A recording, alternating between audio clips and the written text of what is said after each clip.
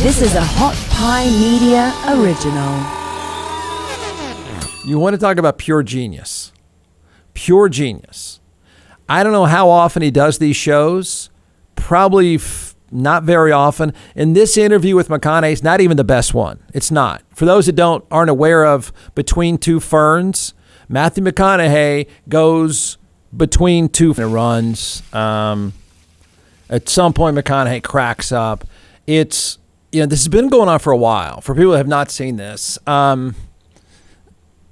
it's pretty amazing. This is not even the most brutal or intentionally brutal interview. A few years ago, I think it may have been I've seen the first two of these Between Two Ferns interviews bits I've seen were Hillary Clinton and Justin Bieber. Okay, so the Hillary Clinton one. Now, what's strange about this one? She's at the time running for office. Okay, and I obviously people know what they're getting into. You get it. I didn't know she had pneumonia at the time she does this segment. She was a remarkably good sport. When you're an actor, you're McConaughey, and it's part of the deal. She was an unbelievably good sport, and it's much funnier than the McConaughey thing. Hi, welcome to another edition of Between Two Ferns. I'm your host, Zach Galifianakis, and my guest today is Hillary Clinton. Thank you very much, Mrs. Clinton, for being here. Critics have questioned some of your decision-making recently, and by you doing this show, I hope it finally lays that to rest. Oh, I think it absolutely proves their case, don't you? Are you excited to be the first girl president? Well, I mean, being president would be such an extraordinary honor and responsibility. But being the first woman elected president and what that would mean for our country, and particularly what that would mean for, not just little girls, little boys too, that's pretty special. Mm-hmm. Not to take away from the historic significance of you perhaps becoming the first female president, but for a younger generation, you will also become their first white president. And that's pretty neat too. As secretary, how many words per minute could you type? And how does President Obama like his coffee? Like himself? Weak? Zach, those are really out-of-date questions. You need to get out more. What happens if you become pregnant? Are we going to be stuck with Tim Kaine for 9 months? How does this work? I could send you some pamphlets that might help you understand. First, you supported Obama's Trans-Pacific Partnership deal, and then you were against it. I think that people deserve to know. Are you down with TPP? I'm not down with TPP. No, you're supposed to say, yeah, you know me. Like the hip-hop group. Don't tell me what to say. Fine, lose. Country goes to shit. Let's talk about Trump. Let's. When you see how well it works for Donald Trump, do you ever think to yourself, oh, maybe I should be more racist? When he's elected president and Kid Rock becomes Secretary of State, are you going to move to Canada or one of the Arctics? I would stay in the United States. And what would you try to... Try to prevent him from destroying the United States. So you're going to lead the Civil War? No, I wouldn't take up arms. I think that might be a little extreme. Oh, right, because you were saying before we were rolling that you wanted to take away everyone's guns. Very cool. Cool. I really regret doing this. Any regrets over losing the Scott Baio vote? Not a one. So it wasn't heartbreaking that... No. Yeah, but Chachi, I mean, who's going to be next? Max Headroom? So he does one of these. I'm sure there's people that follow every single one of them. I mean, they've been going on for a while. And he's just a piece of work.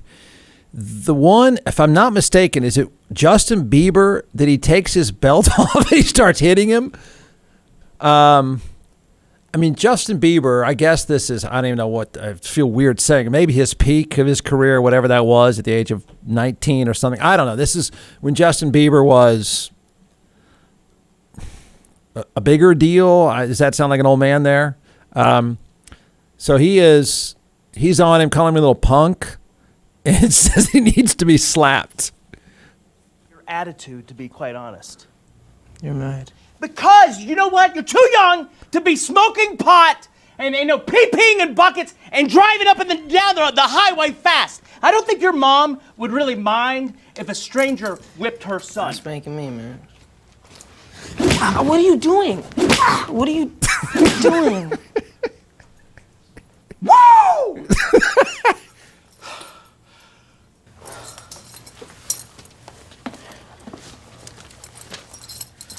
Sorry that I did that. I don't think spanking kids is really a good thing, but you're not a child. That's the point.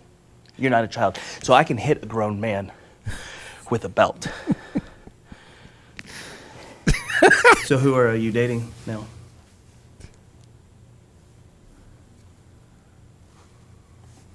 You ever seen that Nickelodeon thing where the slime goes down? All right, you get the point. So McConaughey rolls with it pretty well. Somebody probably has a list of these where they get even better. I don't know how often he does them. I think he probably just waits until somebody can play along. But it's called Two Ferns. It's online. I think it's a couple million views, and he had one with Obama, I think. And he rolled with it pretty well. I don't know if he's ever, I assume he hasn't done one with Trump. I think Trump could pull it off. I do. I think that would be hilarious. I think Trump would get it. He's enough of a showman.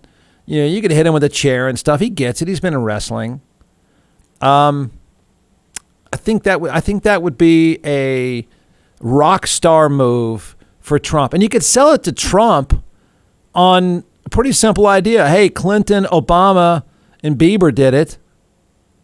Surely you can pull it off, D. John McClellan is the co-founder and creator of Atex Hot Sauce in all 50 states, now in several retail outlets as well. So we're going to turn it over to the social media rock chef superstar, and we're going to walk through a few sauces and why you should buy. We've done beet heat, so we're second in line now for the tasting. Don't forget, everyone, go to atexhotsauce.com. So here we go. All right, so this one is our smoked habanero 5-pepper. We smoke habaneros with ancho, Is that going to hurt? This one? No, Yeah. This one's actually really, really good. Okay. This is like your traditional tapatía, but without the vinegar in it, right? And because of that fermentation process that we've talked about all the time. This one is great on sandwiches, pizzas, things like that. Great on hot wings. I think you're going to really like this one too, especially the smoky flavor with the adobe chipotle and the smoked habaneros. We actually smoked the habaneros before we. Does that go with the cab? This would not go with the cab. This would go with the great Chenin Blanc, though. I teed you up with that one. Yeah.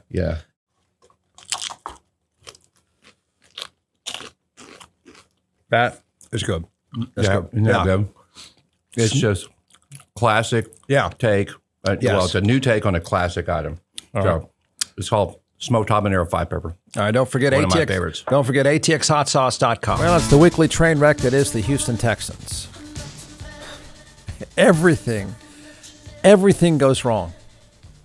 Well, but Jeff, they won their first game. Yeah, they beat Jacksonville. Does that count? So they lost to Cleveland this past week at home. Of course they did. And in doing so, just to prove once again, not everything is the Texans' fault. I mean, a lot of it is just because they're a horribly run franchise. But, of course, a lot of bad luck. I mean, it's not their fault. Their quarterback, their star quarterback, the only star they really had, is facing 21 civil suits for dropping his towel during massages. That's not their fault. Just to prove that how everything can go wrong and how weird things are for the Houston Texans, their starting quarterback, who is pretty good, Tyrod Taylor's pretty good, and what's most disappointing is he's well-respected and well-liked. He's one of these guys that if you follow the NFL closely, people say great things about the guy. He's a pro's pro, shows up to work. I mean, that is not exactly a great job. You're paid well, but it's a lousy organization, a horrible franchise, and you're running for your life if you're the quarterback the entire time. It's a weird spot to be in, and they found a pretty good guy to pull it off. He's respectful. He is quiet. He's unassuming. Tyrod Taylor is exactly what they needed as a dumpster fire franchise. They're not going to win anyway with or without him, but he's the right guy for the job, and now he's hurt. So they are another. So then they played a rookie quarterback. So in other words, they're running out of quarterbacks already. They're running out of quarterbacks, which of course begs to ask the question, what about the guy over there on his phone? You know, the superstar. Can that guy play, please? Think how weird this is. You go get Tyrod Taylor because you don't want to let Deshaun Watson play. Which is weird, I know. But they don't want to let him play because they don't want him to play badly and they don't want him to get hurt. They need him to sell him. Okay, well, he's just sitting there in the corner, hiding from media, playing on his phone. So he doesn't want to play. But think about this team and this organization. They are quickly, because it can happen, obviously, in the NFL. Guys get hurt, and it happens a lot, and it happens quickly. Now they got a rookie quarterback on a crappy team, and I think it's a pretty safe bet. He might get hurt too. Nobody could survive out there on that team. So it doesn't take a genius to figure out, we keep having people get hurt, but we do have that guy over there. He is still, he's got a helmet, I think. He's hanging around. So he's not going to play. So watch how only the Texans could live through this. They're just going to start cycling through players to be quarterback. It's going to end badly every time. Sadly, sadly, Tyrod Taylor got hurt. And, maybe he'll be back sooner or later. Nobody would blame the guy if he said, I will stay in a hospital gown before I go back out there. So now they got this other kid. They're going to toss him out there. And it's going to be dangerous. And so what's going to happen, unfortunately, is enough people are going to get hurt. And everyone's then going to just keep shining the light in the corner of the locker room on the guy who's over there playing on his phone, probably talking to his lawyer, and wondering, when do they get desperate enough? How many players do they need to go through before they say, would you please get your gear on and go play? He's getting paid $10.3 million to sit in the corner on his phone. And it's actually a smart move. But desperation is making this really weird. Think about other players on that team. Now, there's people that go to work every day, and it's already off to a bad start. It's going to be a nightmare of a season. They go to work every day. They're going to run out of quarterbacks. They're going to reach a point where they have to look around the room and say, hey, can anybody play? Did anybody play in high school? Just kick it away. Well, it's just punt, coach. Yeah, but coach, Deshaun's over there. He's pretty good. Don't talk to him. No, just shh. Act like he's not here. But coach, he is here, and we don't have any quarterbacks. Deshaun, could you just go take a snap or two, please? No way, man. Not a chance. I'm not going out there. Okay. This poor franchise, the poor players and coaches in that locker room have one of the 5 best quarterbacks in the game, talent-wise, sitting in the corner. They're going to start trotting people out there that have no business playing quarterback in the NFL that we're hopeful can stay safe. But think how weird things are in that building when they're running through quarterbacks, they're running through the most important position on the field, and they're just scratching and clawing to find anybody. It's like they're on Indeed or something looking for someone to come and play quarterback when one of the best 5 in the game is just sitting there. Just sitting there. And he's sitting there with the sole purpose of, 1, not talking to the media, and number 2, not having anyone notice him. Imagine if you're one of the other 52 guys on that team, and you go to work every day, and you're getting paid well, but you'd like to win. You'd like to play well, and you'd like to win. And you look behind you, and some guy who hasn't played quarterback since the 9th grade is having to play quarterback because the 5th best quarterback in the entire NFL is on his phone talking to his lawyer. And the organization won't play him. They won't. Imagine if they're the head coach. I think we got a chance to win. Today we could win, guys. We could actually win. It's like the Bad News Bears. We could actually win today if we could just put him in the game. Nope. He says, 1, I'm not going out there. And 2, the owner said, I'm not going out there. So I'm going to go get on my phone and talk to my lawyer some more. It's terrible for Tyrod Taylor. He got stuck in that job. Good thing he gets a big paycheck. It's sad that he's hurt already. If they put him back out there, he'll get hurt again. Anyone they put out there will get hurt. It's just shockingly bizarre to watch them all but avoid one of the guys in the office who's one of the best at the position, even though they're in desperate need already. They have to scratching to find a quarterback, and one of the best in the game is just sitting there and doesn't want to play, and the ownership doesn't want him out there.